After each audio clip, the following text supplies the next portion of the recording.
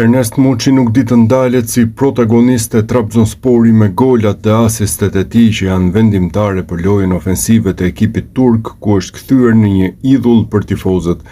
Dje ai ka asistuar golin e radhës me ekipin turk, ndërsa ishte një pasim magjik që shërbeu për të rikthyer Baraspeshën në minutën e 24 ndaj Gaziantepspor. Augusto nuk mund të gabonte dhe dërgoi topin në rrjet për rezultatin e përkohshëm 1-1. Ky është asisti i tretë në këtë kampionat për futbollistin shqiptar, i cili ndërkohë ka tundur 10 herë rrjetën me fanellën e Trabzonsporit. Ernest Muçi do të zyrtarizohet së shpejti si blerja më e re e Trabzonsporit. Klubi ka vendosur përfundimisht që të aktivizojë këtë opsion në kontratë. Mbetet për t'u parë ndërkohë nëse do të ketë zbritje nga Beshiktashi. Fakti është se Trabzonspori paguante 1 milion euro për huazimin e mesfushorit me tipare sulmuese. Fotomatch raporton në Turqi detaje të reja për pagesën. Kështu tregohet se shuma 1 milion euro e huazimit do të zbritet 8.5 milion eurove. Pjesa e mbetur prej 7.5 milion eurosh do të paguhet në përpjestim me 5 këste. Diçka e tillë mbetet akoma enigmë në marrëveshjen mes dy klubeve, pasi te Beshiktashi presin 8.5 milion euro të tjera përpos asaj që fituan nga huazimi. Nga momenti që Trabzonspori do paguajë këstin e parë, kartoni Muçi do i përkas pikërisht Trabzonsporit. Vetë lojtari kombëtares ka kërkuar qëndrimin në Trabzon, ndërsa nga fundi i muajit nëntor dhe deri tani numëron 10 gola. Trajneri Fatih Tekke nguli për këtë transferim teksa bordi drejtues po vjon me procedurat. Në këtë mënyrë te Trabzonspori besojnë që Muçi do të vijojë të japë më të mirën. Ernest Muçi do i përkas Trabzonsporit duke filluar nga edicioni i ardhshëm. Haber TS raporton së fundmi se klubi ka vendosur përfundimisht që të blejë kartonin e shqiptarit me tipare sulmuese.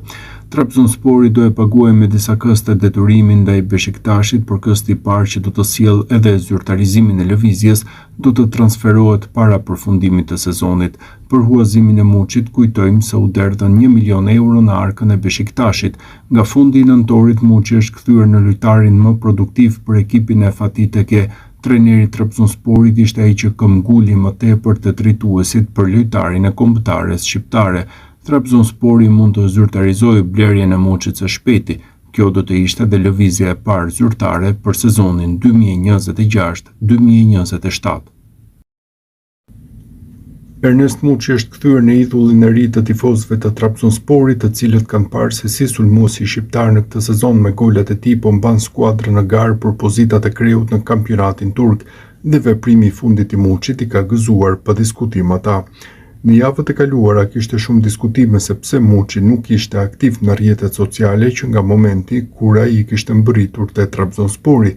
Tifozët e shihnin këtë si një sinjal se ai po mendonte largimin nga klubi gjatë verës për t'u rikthyer te Beshiktashi, por vetë Muçi duket se i ka qetësuar këto zëra. Futbollisti ka fshirë nga Instagrami pjesën më të madhe të postimeve që kishte në periudhën kur luante te Beshiktashi, ndërsa ka ndryshuar dhe profilin e tij duke vendosur një foto me fanellën e Trabzonsporit.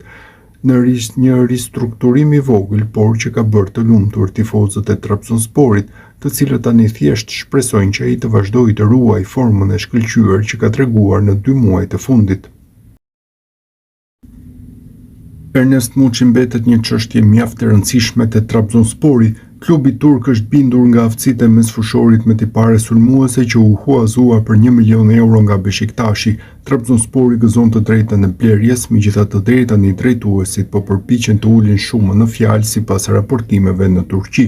Janë plot 8.5 milion euro që duhet të paguhen nga Trabzoni për të zotëruar kartonin e shqiptarit.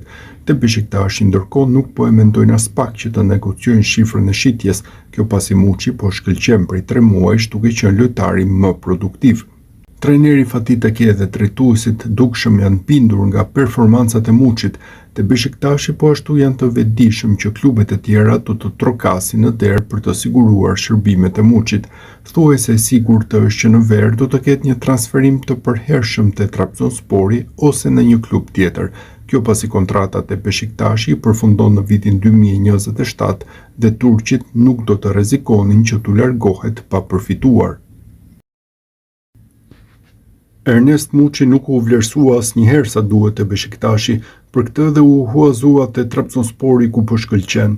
Dje shënoi ndaj Fenerbahçes dhe pavarësisht humbjes së Trabzonit, ishte ndër më të mirët në fushë.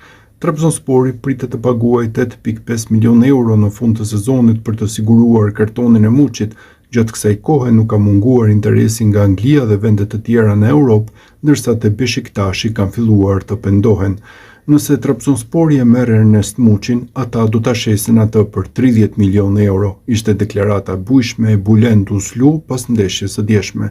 Uslu është një tifoz i Beşiktaşit dhe komentator i njohur sportiv në Turqi, jo vetëm kaq, pasi është dhe antar i klubit duke pasur të drejtë vote në asamble dhe angazhohet me çështjet e klubit, edhe pse nuk është pjesë e stafit drejtues apo menaxherial të ekipit. Ernest Muçi shënoi dje ndaj Fenerbahçes dhe për të ishte goli 13 sezonal me Trabzonsporin. Tashmë lojtari kombëtares shqiptare ka barazuar numrin e golave që shënonte në sezonin 2023-2024, ndërsa e niste te Legia Varshavës dhe e mbyllte me Beşiktashin. Goli i tij erdhi që në minutën e 6. Ky ndërkohë është dhe një rekord për këtë sezon te Trabzonspori, pasi rezulton goli më i shpejt. Vetëm 30 minuta në fushë ju dhan Muçit te kombëtarja në vitin 2025. Mbetet për tu parë nëse trajneri Silvinho do të ndryshojë këtë vit.